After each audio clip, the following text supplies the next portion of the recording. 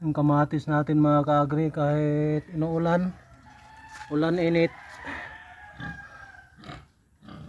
medyo okay na, naka-recover na mga kaagri.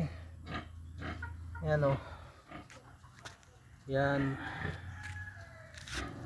ang ating kamatis. Tingnan mo rin isa dito dahil sa ulan pero namulaklak na siya mga kaagri. Ulan init, tingnan mo nangulubot, kumulubot yung dahon. Yan ang resulta ng ulan at init mga kaagri. Yan ang ating kamatis.